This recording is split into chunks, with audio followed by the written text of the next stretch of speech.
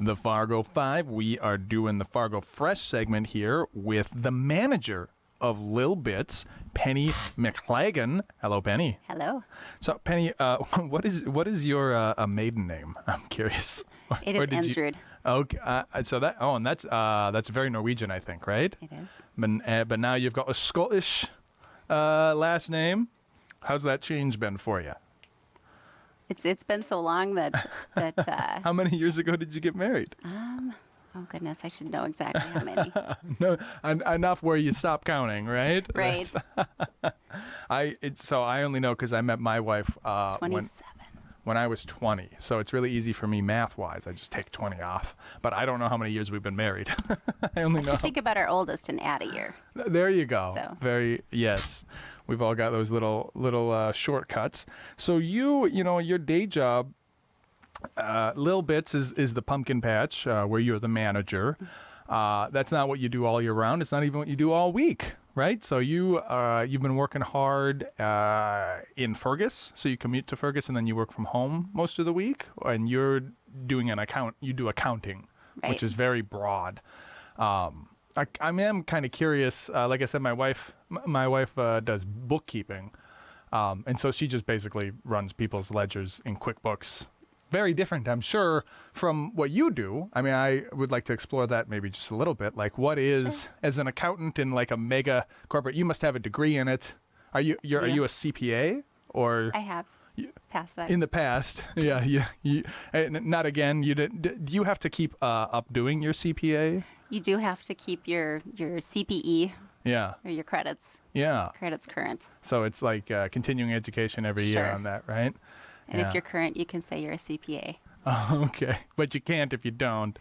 My tax accountant, she said a joke. She said, yeah, CPA, it stands for can't pass again. There's no way you'd pass it twice. It's tough. My mother has a degree in accounting, actually, Okay. and she never quite was able to pass the CPA exam, but I remember her studying for that and working towards it. It's very difficult, as I've heard.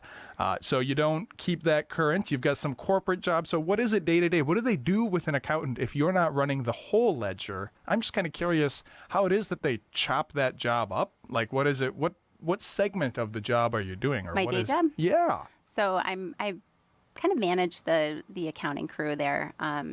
We have some accountants on the East Coast.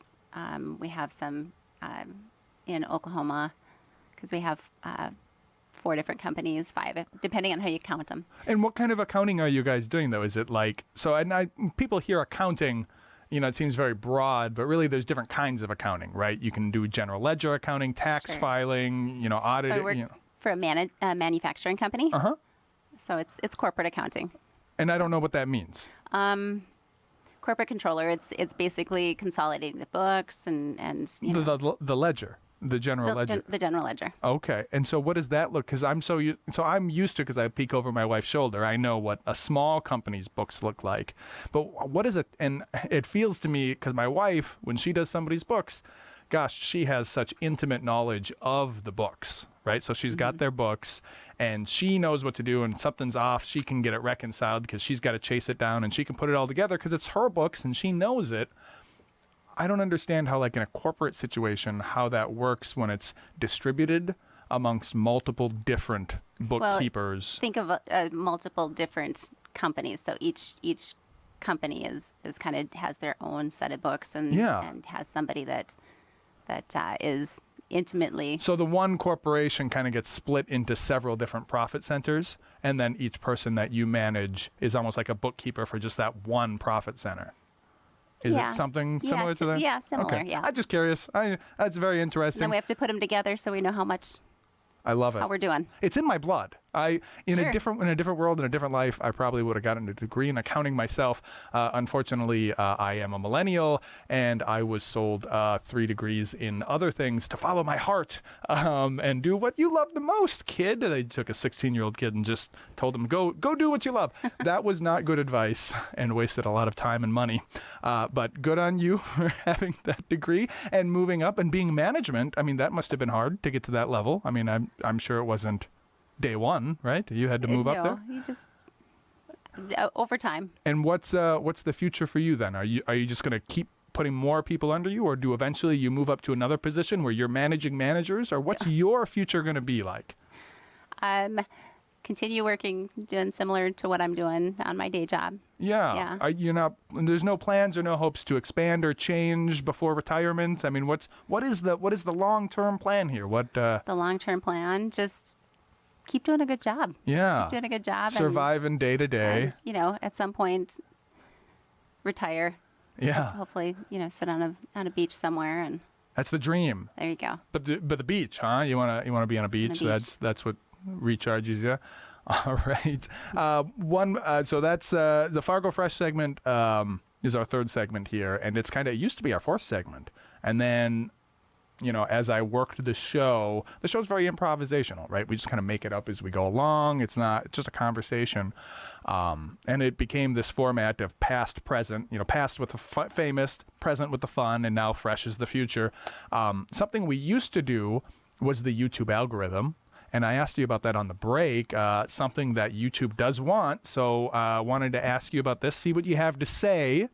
And then that's actually going to become a YouTube short. And that's where I get thousands and thousands and thousands of views.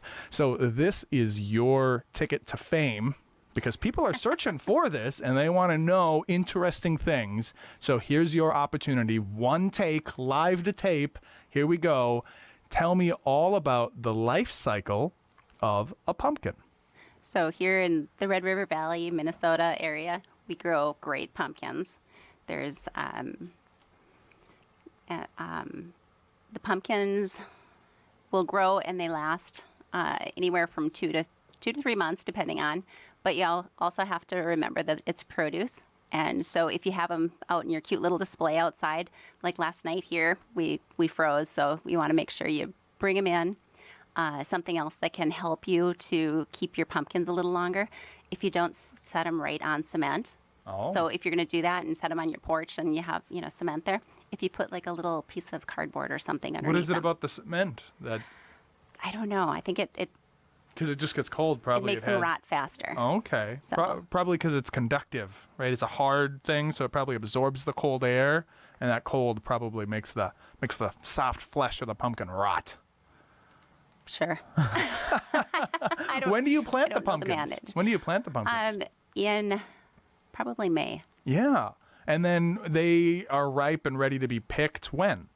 So we pick throughout the season. Yeah. So we'll start picking. So we're open for 7 weekends. So we open mid-September, and we'll pick some. So we have some then, but we pick all the way up until freeze. Okay. So when it freezes, we're not able to. Yeah. Well, They don't because the survive in the cold makes the flesh rot, right? Right. That's why you can't put them on the concrete. So Yeah. hot tip of the day: don't put your pumpkin straight on concrete. I love it. Well, that is all the time for concrete that we have. We are going to take our intermission, and when we come back, we'll have Fargo Frequently Asked Questions. So don't go nowhere.